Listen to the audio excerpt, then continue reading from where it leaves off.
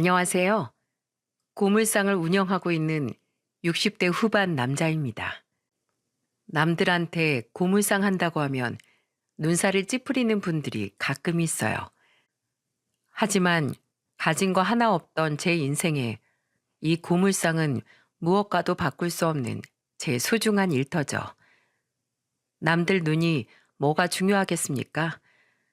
남들 눈에는 더러운 고물 같아도 제 눈에는 다 돈으로만 보인답니다.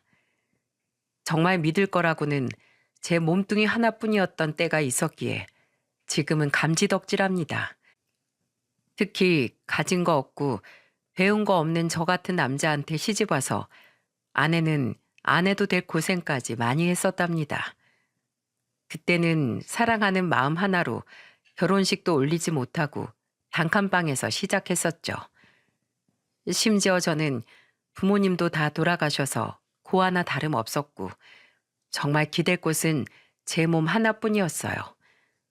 외롭게 자란 저한테 아내는 유일한 가족이었습니다. 그러던 어느 날 밤늦게 일을 끝내고 온 저를 아내가 기다리고 있었죠. 그래서 무슨 일이 있나 싶었는데 아내는 기쁜 얼굴로 저한테 이렇게 말했어요. 여보, 나 임신했어. 우리 이제 엄마 아빠 되는 거야. 그토록 기다려온 아이 소식에 저와 아내는 부둥켜 안고 기뻐했습니다. 하지만 그 기쁨도 잠시 워낙 몸이 약했던 아내는 임신한 몸으로 시름시름 앓기 시작했죠. 심지어는 아내가 빈혈 증상이 심해서 잠시 입원했던 적도 있었어요. 이러다가 아내를 잃게 될까봐 겁이 난 저는 아내한테 울면서 애원했었습니다. 우리 아이 포기하자. 난 당신 이렇게 아프고 힘들어하는 거 더는 못 보겠어. 의사도 위험할 수 있다고 하잖아. 그런데 아내는 아이만큼은 절대 포기 못한다고 고집을 부렸어요. 그런 아내를 위해서 제가 해줄 수 있는 건 그저 음식이라도 잘 챙겨주는 일뿐이었습니다. 당시 공사판을 전전하던 저는 할 수 있는 일이라면 어디든지 가서 일하기도 했죠. 그러다가 오랜만에 쉬는 날이라 아내 곁을 지키고 있는데 아내가 저한테 조심스럽게 이런 말을 했어요. 나 딸기 우유가 먹고 싶어. 작은 거 하나만 마시면 될 것 같은데. 딱 봐도 아내는 딸기가 먹고 싶었던 것 같은데 제 눈치를 보면서 우유가 먹고 싶다고 하는 것 같았어요. 그래서 저는 아내한테 다시 한번 물었죠. 진짜 우유가 먹고 싶어? 당신 우유 안 좋아하잖아. 아니야. 임신하니까 입맛도 변하는지 딸기 우유가 먹고 싶네. 당신 딸기가 먹고 싶은 거지? 먹고 싶은 게 있으면 그냥 말해. 내가 설마 그 정도도 못 해줄까 봐? 밖에서 힘들게 일하는 거 다 아는데 내가 어떻게 바라기만 해. 당신도 나 때문에 힘들 텐데. 아니야. 나 정말 하나도 안 힘들어. 당신이랑 우리 가족이잖아. 내 가족 먹여 살리는 일 하나도 안 힘드니까 걱정하지 마. 내가 얼른 가서 싱싱한 딸기 사올게. 아내는 그 와중에도 저를 먼저 생각해 주던 사람이었어요. 약한 몸에 임신까지 해서 병원에서도 조심해야 한다고 하는데 늘 제 걱정을 먼저 하던 사람이었죠. 여자들은 임신하면 친정엄마 생각부터 난다고 하지 않습니까?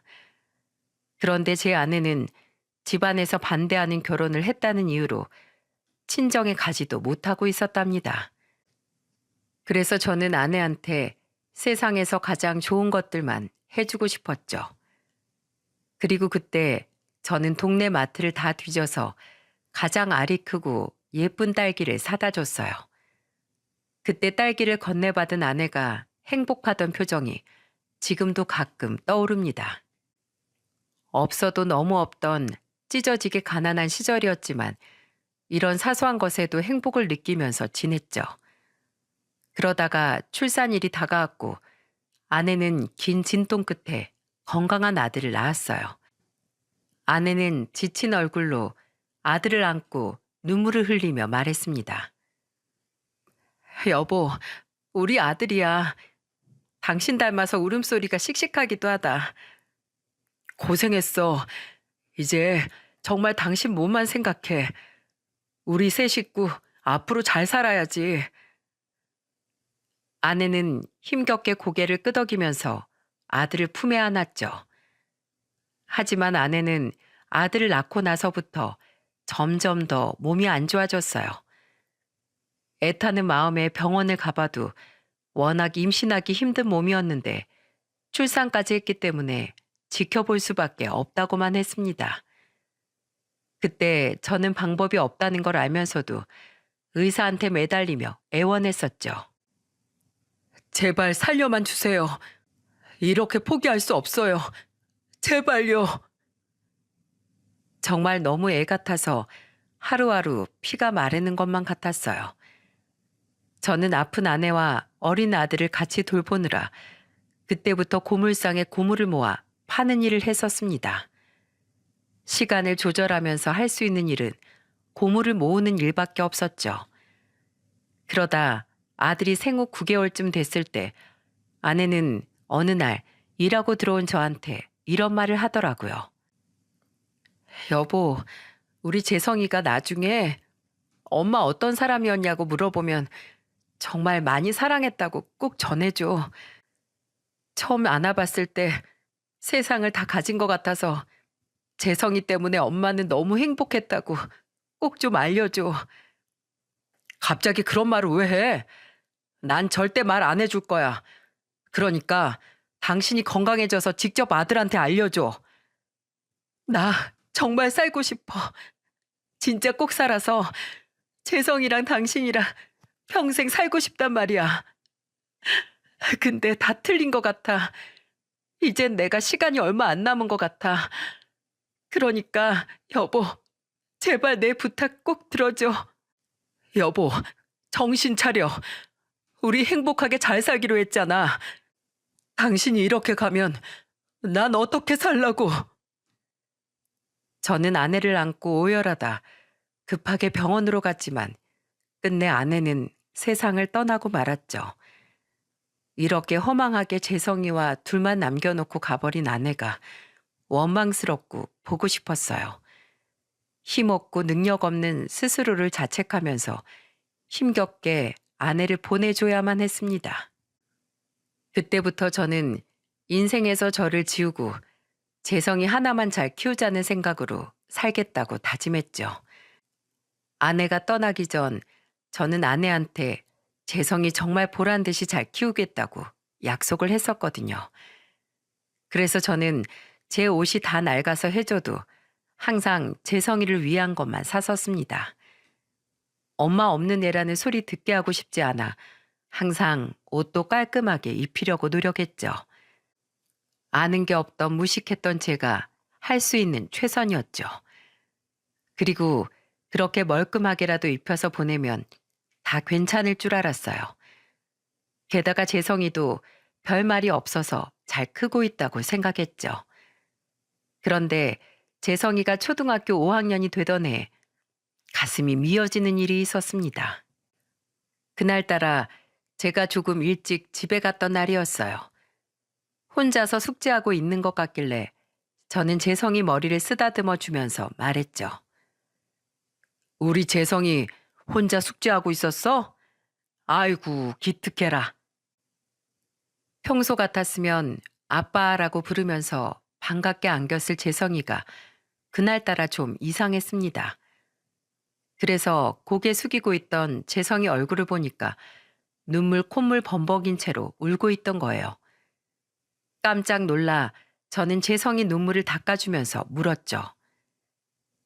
재성아, 무슨 일이야? 왜 혼자 울고 있어? 아빠, 학교에서 가족들 그림을 그려오라고 하는데 전 엄마 사진을 봐도 엄마 얼굴을 못 그리겠어요. 왜 우리 집에는 엄마가 없는 거예요? 그때 재성이의 말에 저는 가슴이 철렁 내려앉은 기분이었어요. 재성이한테 아내에 대한 기억이 전혀 없다는 걸 미처 생각 못 했었어요. 재성이가 유치원을 다닐 때 물어본 적이 있었는데 엄마는 하늘에서 재성이를 보고 있다는 말만 했었죠. 마냥 어린 재성이에게 아내의 죽음을 어떻게 설명해야 할지 몰랐던 겁니다. 그래서 그때 저는 재성이를 달래주면서 그제야 아내의 죽음에 대해 설명했어요. 엄마는 재성이랑 있을 때 정말 행복하다고 했어. 처음 병원에서 재성이 안아보던 날 엄마가 우리 재성이 안아봐서 너무 좋다고 행복하다고 아빠한테 말했었어. 재성이가 그때 너무 어려서 기억이 없겠지만 엄마는 재성이를 많이 아끼고 사랑하셨어. 그런데 왜 우리만 여기 두고 엄마만 없어요? 날 아낀다면서 왜 먼저 그렇게 가요? 친구들이 나 엄마 없는 애라고 놀린단 말이야. 엄마가 아빠 때문에 많이 아팠어. 그래서 먼저 간 거야. 그러니까 재성아, 엄마 미워하지 마. 하늘에서 항상 재성이 지켜보고 계실 거야. 그러니까 아빠가 도와줄 테니까 울지 마. 미안해, 재성아. 아빠가 미안해. 재성이는 학교에서 친구들한테 엄마 없는 애라면서 놀림을 받고 있었던 거죠. 어릴 때부터 참 의젓한 아들이었어요. 혼자서 꾹 참아오다가 더 이상 참지 못해서 하소연을 했던 겁니다.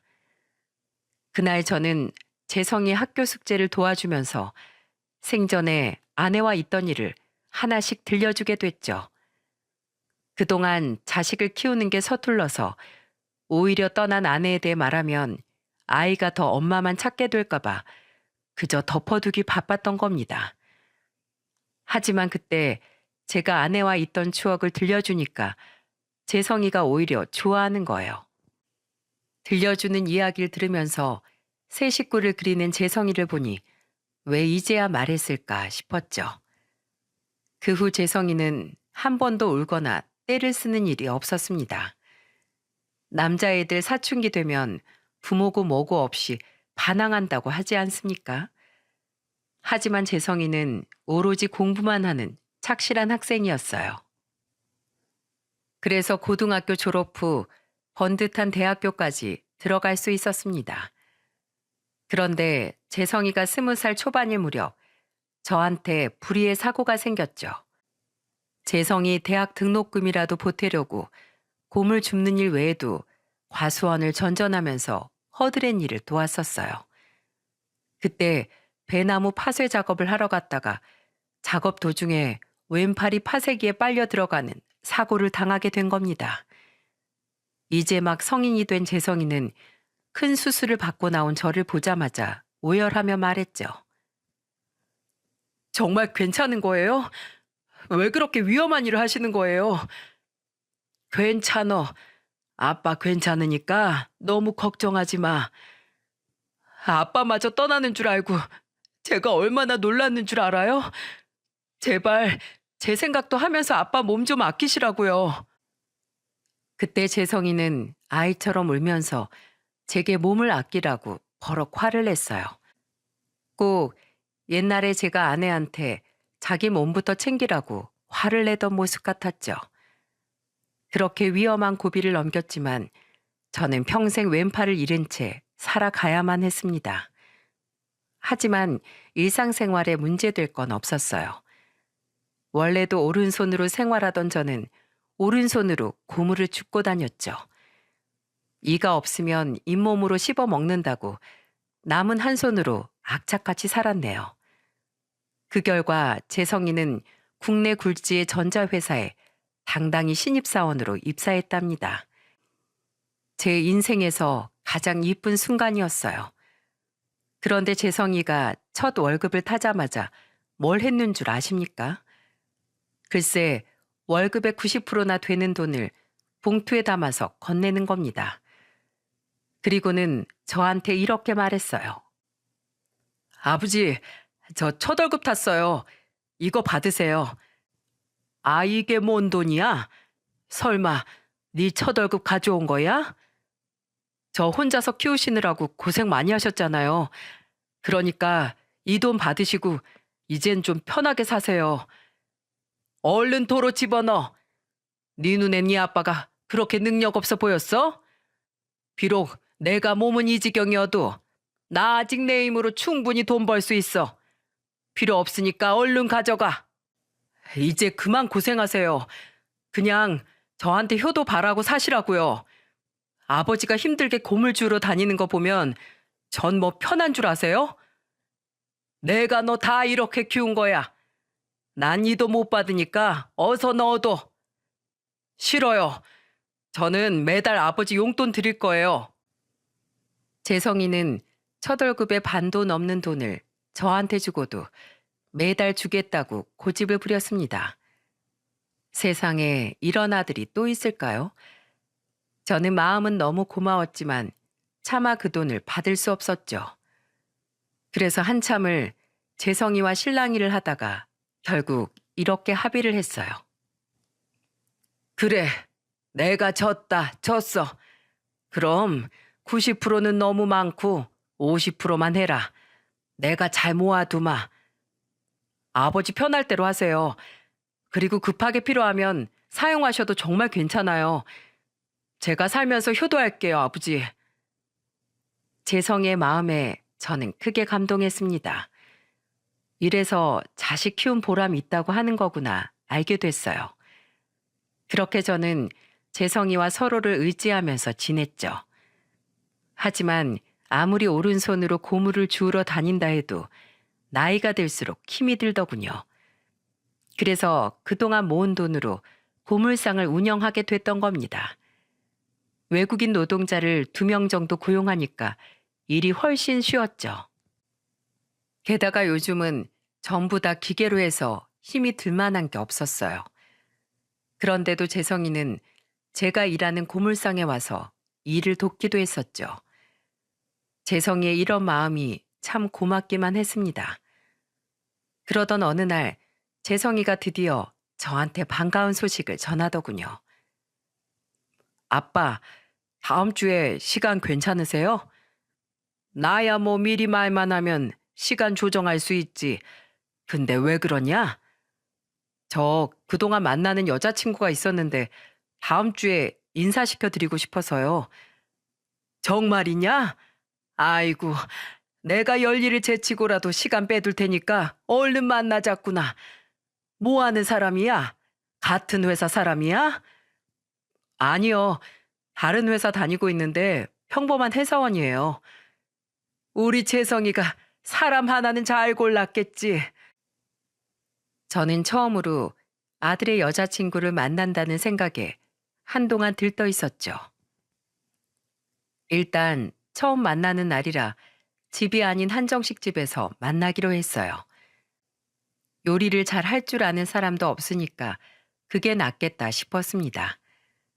그 후 약속한 날이 다가왔고 처음으로 본 재성이의 여자친구는 마음에 쏙 들었죠. 저를 보자 환하게 웃으면서 이렇게 인사를 하더군요. 아버님 안녕하세요. 저는 김소희라고 합니다. 반가워요. 난 재성이에 애비되는 사람이에요. 우리 재성이가 꽁꽁 숨겨둬서 몰랐는데 참 곱네요. 말씀 편하게 하세요. 항상 말로만 들었는데 이렇게 뵙게 되니까 훨씬 더 인상이 좋으세요.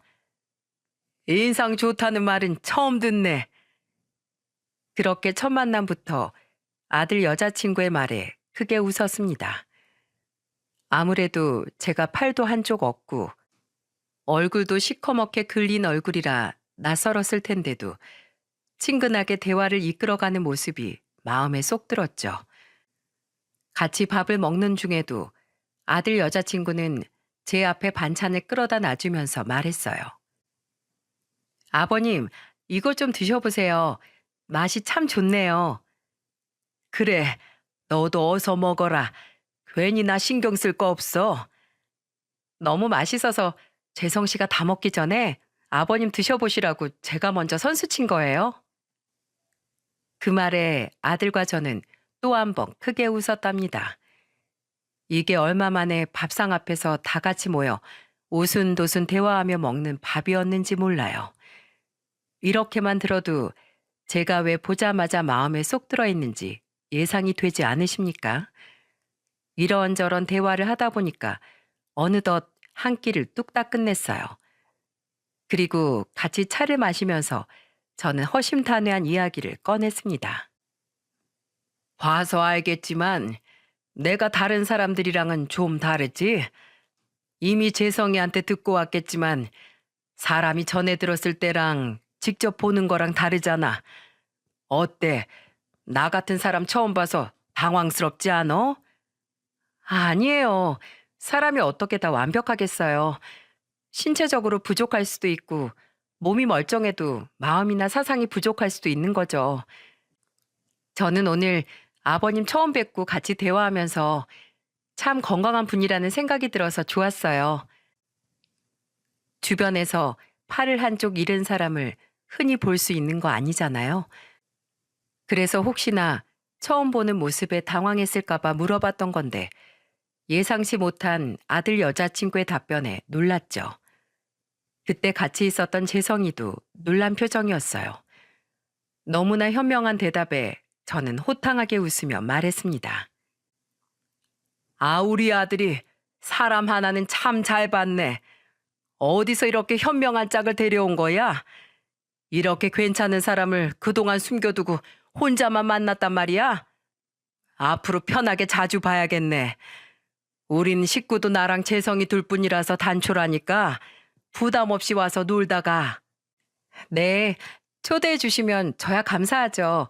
꼭 한번 놀러 갈게요. 그렇게 재성이의 여자친구를 소개받는 자리가 끝나고 저는 만족스럽게 집에 돌아왔죠. 아들은 여자친구를 데려다 주고 오겠다길래 혼자 집에 들어왔어요. 그때 혼자 방으로 들어가 아내 사진을 보면서 중얼거리며 말했습니다. 여보, 우리 재성이가 여자친구를 데려왔어. 당신도 봤으면 좋아했을 만큼 아주 예쁘고 현명한 아이야. 이 정도면 나도 재성이 잘 키운 거지? 좋은 짝을 만난 걸 보니까 재성이도 잘 큰 것 같아. 고마워, 여보. 즐거운 시간을 보냈지만 가슴 한켠에는 아내가 있었다면 얼마나 좋았을까 하는 아쉬운 마음도 들더군요. 그래도 성공적인 첫 만남 자리가 꽤나 만족스러웠어요. 그런데 얼마 뒤 저는 깜짝 놀랄 일이 있었습니다. 글쎄, 재성이 여자친구가 고물상으로 찾아온 게 아니겠어요? 냄새도 나고 먼지도 많은 곳에 와 저를 보면서 밝게 웃으면서 말했죠. 아버님, 저 왔어요. 지난번에 놀러 오라고 하셔서 제가 재성 씨한테 일하는 거 물어봤더니 알려주더라고요. 아니, 집으로 오라는 말이었지. 왜 이런 곳으로 왔어?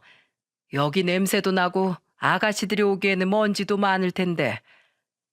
저 그런 거 신경 안 써요. 고물도 어차피 원래는 다 사람이 쓰던 거잖아요. 괜찮아요.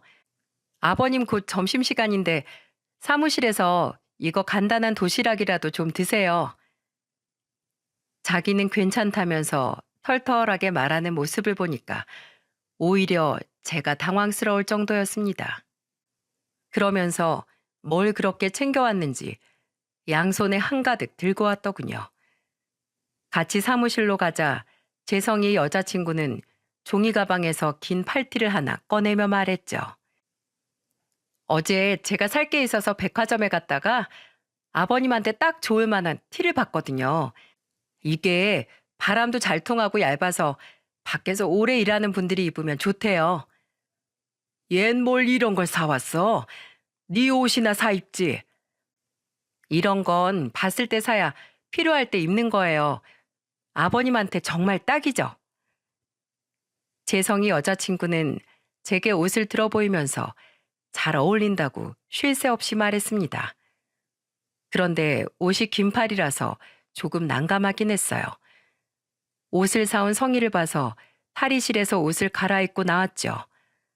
그런데 아무래도 왼팔이 너무 불편한 겁니다. 보통 반팔을 입던 이유도 이런 왼팔이 신경 쓰여서 그랬던 건데 긴팔을 입으니까 어색했어요.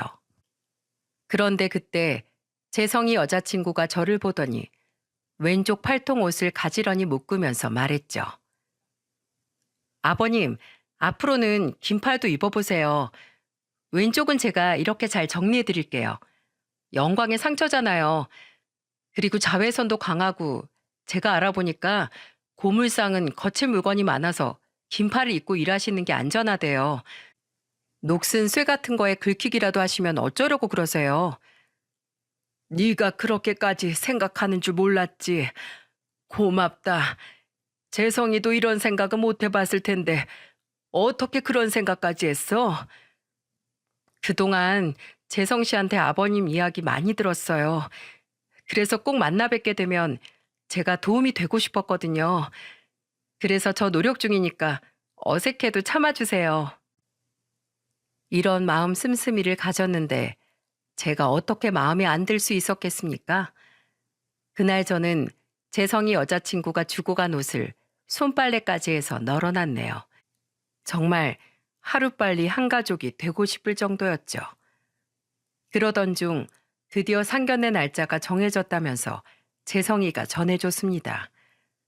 저는 양복도 세탁소에서 드라이 클리닝을 해놓고 최대한 깔끔하게 가려고 만반의 준비를 했죠.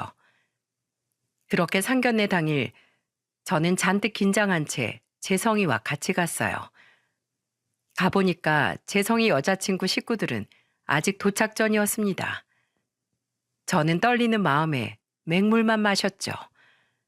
그렇게 한 30분 정도 지났을까요? 오다 무슨 일이라도 났나 걱정했는데 재성이 여자친구와 부모님이 도착한 겁니다. 저는 반갑게 인사를 하며 맞이했죠. 그런데 어딘가 두 분의 표정이 안 좋은 거예요. 재성이 여자친구는 어색하게 웃으면서 메뉴를 주문한 뒤에 저를 보며 이렇게 물었습니다. 아버님 오시는 길 힘들진 않으셨어요? 어, 차를 타고 와서 괜찮았다. 제가 이렇게 대답을 하자 재성이 여자친구 어머니가 대뜸 이렇게 말했죠. 팔로 걸어와? 두 다리 멀쩡하니까 여기 앉아있겠지. 넌 뭐하러 그런 걸 물어봐? 아픈 사람 놀리니? 엄마 왜 그래요? 조용히 좀 해요. 분명 투덜거리듯 작게 말했지만 제 귀에 다 들렸어요. 어떻게 저런 엄마가 현명한 딸을 낳았는지 깜짝 놀랐습니다. 그래서 저는 그때 여자친구의 엄마를 보며 이렇게 말했죠. 저한테 할 말이 있으신 것 같은데 하세요. 아닙니다. 그냥 지나가는 말이니까 흘려 들으세요. 이렇게 말하는 무례한 여자를 보니까 기분이 좀 안 좋았습니다. 상견례 자리에서 저럴 거면 뭐하러 나오는 건가요? 괜히 애들까지 불러놓고 어른 싸움 보여주고 싶지 않아서 일단은 참았어요. 하지만 주문한 식사가 나오자 갑자기 아들 여자친구의 아버지 되는 사람이 음식 서빙하는 직원한테 이렇게 말했죠. 여기 술 없어? 술 좀 가져와. 음식이 있으면 당연히 술이 있어야 할 거 아니야. 장사 하루 이틀 하나? 센스 있게 한 번에 다 가져와야지. 누가 손님을 이렇게 대해? 저는 그 순간 제 얼굴이 다 화끈거렸어요. 누가 식당에서 주문을 저렇게 합니까? 그러자 옆에 있던 딸이 나서서 직원에게 사과를 하고 술을 따로 주문했어요. 맛있는 음식 앞에 두고 입맛이 뚝 떨어지긴 난생 처음이었죠. 웬만하면 그냥 참으려고 했는데 이건 완전 저랑 아들을 무시해서 하는 행동 같았어요. 만약에 정말 마음에 드는 상대방 집안이었다면 저 사람들이 저렇게 했겠습니까? 그래서 저는 식사를 하려다 말고 단호하게 물었습니다. 혹시 자리가 불편하시거나 마음에 안 드는 거라도 있으신가요? 초면에 좀 무례한 것 같으신데요. 제가 이렇게 말하자 재성이 여자친구 엄마는 제 말에 옳았구나 싶어서 이런 말을 하더군요. 뭐 그냥 이래저래 궁금해서요. 혹시 팔은 언제 그렇게 되신 건가요? 저는 주변에 그런 사람이 없어서 조금 당황스럽고 부끄럽네요. 뭐가 부끄럽습니까? 제가 팔 하나 없어서 여기 상이라도 엎었습니까? 아니면 이쪽 아버님처럼 직원한테 무례하게 주문이라도 했습니까? 뭐가 창피한 겁니까? 지금 제 남편 욕하시는 건가요? 무슨 말을 그렇게 하세요? 솔직히 말 한번 그렇게 하는 거랑은 다르죠. 계속 같이 겸상을 해야 하는데 그런 모습으로 있으면 괜히 저희 식구들까지 부정 타는 거 아니에요? 그리고 남들 보기도 좀 그렇잖아요. 저는 너무 황당하고 어이가 없었습니다. 여러분은 이 상황에 누가 더 창피한가요? 식당 직원한테 무례하게 구는 사람이 더 창피한 거 아닌가요? 그 순간 전 화가 나서 한 소리 하려는데 재성이 여자친구가 엄마를 말리며 말했죠. 엄마, 그만 좀 해. 대체 왜 그래? 넌 좀 가만히 있어. 네가 뭐가 꿀려서 그렇게 전전긍긍이야? 꿀려도 저쪽 고물상 집구석에서 납작 엎드려야지. 넌 어디서 고물 같은 것만 꼬여? 진짜 입만 열면 무례한 소리를 늘어놓는 걸 보니까 더 얘기 안 해봐도 싹수가 노랗다는 걸 알 것 같았습니다. 그리고 그때 옆에서 참다 못한 재성이가 언성을 높이면서 말했죠. 저희 아버지 평생 고물 주우러 다니면서 절 이렇게 힘들게 키워주셨습니다. 그렇게 말씀하시는 건 좀 예의가 아닌 것 같네요. 어떻게 대화도 더 안 해보고 사람을 쉽게 평가하실 수 있으세요? 자네 원래 이렇게 어른한테 눈 똑바로 뜨고 대드는 사람이었나? 그렇게 안 봤는데 사람이 아주 무례하네. 어딜 눈을 똑바로 뜨고 훈계질을 해? 저를 좋게 보든 안 보든 그렇게 말씀하지 마세요. 각자 살아온 인생이 있는데 존중해 주셔야죠. 먼저 최소한의 존중도 없이 무례하게 말씀 꺼낸 건 어머님이잖아요. 아들이 단호한 목소리로 말하자 그쪽 엄마는 말문이 막혔는지 어이가 없다는 말만 하면서 물을 마셨어요. 결국 기대하고 갔던 상견례는 분위기가 안 좋게 끝나버렸죠. 괜히 저 때문에 벌어진 일 같아서 미안했지만 그래도 할 말을 똑부러지게 하는 아들 덕분에 속은 시원했습니다. 그런데 일주일 뒤에 아들이 무슨 일로 혼자 집에서 술을 마시고 있는 게 아니겠어요? 뒤늦게 와서 보니까 벌써 혼자 술을 한 4병째 마시고 있었죠. 안주도 없이 깡소주를 마시길래 저는 걱정스럽게 물어봤어요. 너 왜 그래? 무슨 일 있어? 왜 술을 안주도 없이 마셔? 아버지, 여자친구 집안에서 파혼하자고 하네요. 이 결혼 못하겠대요. 뭐? 갑자기 무슨 말이야? 저번엔 다른 날 약속 다시 잡자고 했다며. 이유가 뭐가 중요해요? 그냥 인연이 아니었던 거죠. 너 뭐 숨기는 거 있지? 내가 널 몰라? 빨리 말해 이놈아. 아버지 지금 속 다 죽겠으니까 빨리 말해. 그냥 제가 싫은가 보죠. 네가 싫은 게 어딨어. 회사도 좋은 회사 다니고 이만큼 성실하고 어른 위할 줄 아는 사람이 어딨다고 널 반대해? 진짜로 바른 대로 말 못해? 제가 아무리 다그치고 화내도 아들은 끝까지 저를 보호해 주려고 했습니다. 아무리 봐도 파혼 사유가 저였던 것 같은데 말을 안 하는 거예요. 제가 아예 자리를 잡고 묻자 아들은 말을 꺼냈죠. 저한테 고물이나 죽고 팔한 적 없는 사도는 취급 안 한대요. 뭐? 누가 그런 말을 했어? 여자친구 엄마가 직접 저한테 전화해서 말했어요. 뭐? 그쪽 엄마가 너한테 진짜 전화로 그렇게 말했다고? 아이고야, 아이고, 어떡하면 좋아. 아버지, 괜찮아요. 어차피 저도 그 집안 마음에 안 들었어요.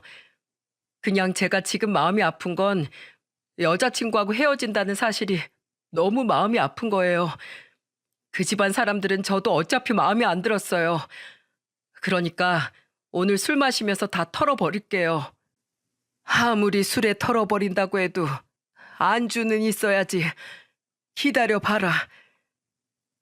여자친구와 헤어져야 한다는 게 슬프다면서 술을 마시는 아들이 안타까워 저는 김치찌개를 끓여줬어요. 그리고 저는 아들과 아무 말 없이 소주를 2병이나 더 마시게 됐죠. 그렇게 얼마나 마셨는지 아들은 방에 들어가서 잠이 들었습니다. 저는 잠든 아들을 확인하고 혼자서 소주를 더 마셨죠. 그날은 취하지 않으면 잠에 들 수 없을 것 같았어요. 혼자 술을 마시다 문득 아내가 보고 싶어서 아내 사진을 꺼내 들고 혼자서 중얼거리며 말했습니다. 여보, 미안해. 당신한테 재성이 잘 키우겠다고 약속했는데 아들 앞길 막는 못난 애비가 됐네. 그래서 오늘따라 당신이 너무 보고 싶어. 나 너무 한심하지? 고작 이렇게밖에 못 살아서 너무 미안해. 내가 다 잘못했어.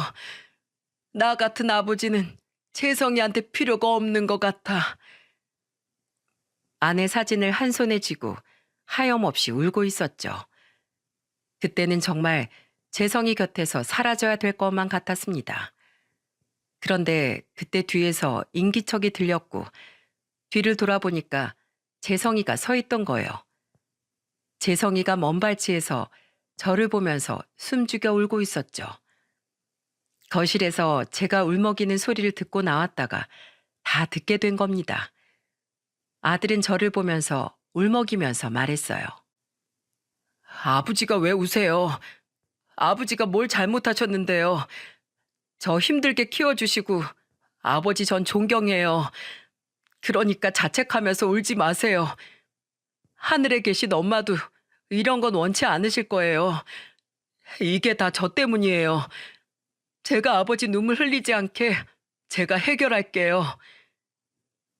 재성이는 무슨 생각인지 저를 꼭 안아주면서 비장한 각오를 했죠. 언제 이렇게 컸는지 아들의 품은 정말 뜨거웠습니다. 그리고 아들은 이렇게 컸지만 난 이제 이렇게 많이 늙었구나 하는 생각이 들었어요. 그리고 며칠 뒤 저는 아들과 같이 집에 들어오는 재성이 여자친구를 보고 깜짝 놀라고 말았죠. 저는 너무 놀라 당황한 얼굴로 물었습니다. 너희들이 헤어졌다면서 어떻게 같이 오는 거야? 일단 앉으세요. 제가 다 설명드릴게요. 재성이는 저한테 할 말이 있다면서 비장하게 말했어요. 그리고 재성이 입에서 나온 말은 충격적이었죠. 재성이는 바로 다음 날 여자친구를 다시 만나서 파혼에 대해 이야기를 꺼낸 겁니다. 그런데 재성이 여자친구는 처음 듣는 사실이라고 했다는 거예요. 알고 보니까 그쪽 엄마가 일방적으로 재성이한테 통보를 했던 거죠. 그래서 재성이가 놀란 얼굴을 한 여자친구에게 이렇게 말했다고 합니다. 너 지금 집안에서 거의 가장이잖아. 네가 지금 선택해. 부모님을 선택할지 아니면 날 선택할지. 나를 선택한다고 하면 지금 같이 가서 확실하게 말하고 오자. 나 이젠 이렇게 더 못 살아. 둘이서 오해가 풀리자 재성이는 여자친구를 데리고 집으로 쳐들어갔던 겁니다. 아들은 정말 그쪽 집안에서 저를 그런 식으로 말했다는 거에 대해 화가 난 상태였던 거예요. 그래서 그 집안을 찾아가 다짜고짜 이렇게 소리쳤다고 했죠. 아줌마, 우리 아버지 무시한 거 빨리 사과해요. 오늘 사과 듣기 전까지 여기서 한 발자국도 안 나갈 거예요. 진짜 사람 간에 상도덕이 있지. 어떻게 그렇게 함부로 말할 수 있습니까? 사람은 누구나 다 소중하고 귀한 거예요. 그러자 집에 있던 두 부부가 달려나와 저희 아들을 보고 깜짝 놀랬던 겁니다. 그렇게 말했으면 헤어질 줄 알았는데 그런 상황은 예상 못했던 거죠. 그래서 그쪽 엄마는 소리치며 말했대요. 여기가 어디라고 큰 소리야? 역시 고물상 한다더니 그 애비나 아들이나 고물덩어리들이네. 말기 못 알아먹어? 난 당신 같은 사람들 취급하고 싶어서 상견례 한 줄 알아? 아줌마는 일도 안 하고 딸한테 빌부터 살고 있죠? 그리고 아저씨는 사기 전가로만 사범이라면서요. 난 세상에서 당신 같은 사람들이 제일 싫어. 그래도 내가 사랑하는 사람 부모니까 참은 거라고. 남들 등쳐먹고 감방이나 간 주제에 감히 우리 아버지를 무시해? 당장 사과해요. 별것도 아닌 집구석 무시할 만하니까 했는데 왜 내가 사과해? 고물상으로 돈이나 좀 벌었으면 몰라. 아무것도 없는 집구석에 고물만 한가득일 거 아니야? 이제 알겠네. 결국 당신들 딸도 모자라서 사위 집안까지 털어 먹으려던 거네. 그러니까 집안 타령하면서 파혼 얘기까지 한 거네. 재성이가 전곡을 찌르면서 말하자 그쪽 사기꾼 아버지가 건들거리면서 이런 말까지 했다는 겁니다. 어떤 집안에서 돈 많은 집안에 딸을 보내고 싶지 가난한 집안으로 보내고 싶겠어? 우린 뭐 자식 공짜로 키운 줄 알아?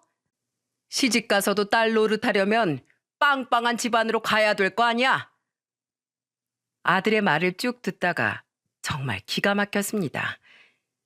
인생 자식한테 빨대 꽂고 기생하려는 사람들이 지금 저를 무시했던 거예요.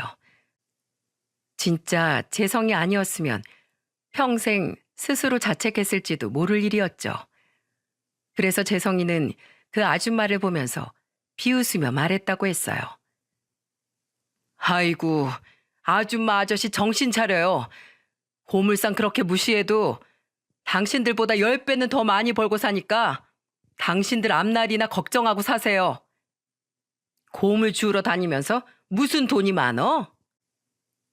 그리고 그때 아들 여자친구가 한심한 부모를 보면서 결심한 듯 비장하게 쐐기를 박는 말을 했다고 했죠.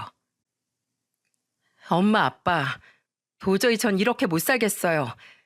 이제 저도 다 큰 성인이야. 언제까지 내 인생을 좌지우지하면서 살려고 그랬어? 우리 아버님, 엄마, 아빠보다 더 훌륭하신 분이야. 그런데 나한테 상의도 없이 그런 짓을 해? 야, 너 먹여주고 입혀준 건 우리야. 지금 누굴 감싸는 거야? 지금까지 내가 번 월급 다 가져다 줬잖아. 그걸로 난 할 도리 다 했어. 이제 나 엄마 딸 아니야. 그리고 제발 둘이 알아서 좀 살아. 다신 나 찾지 마.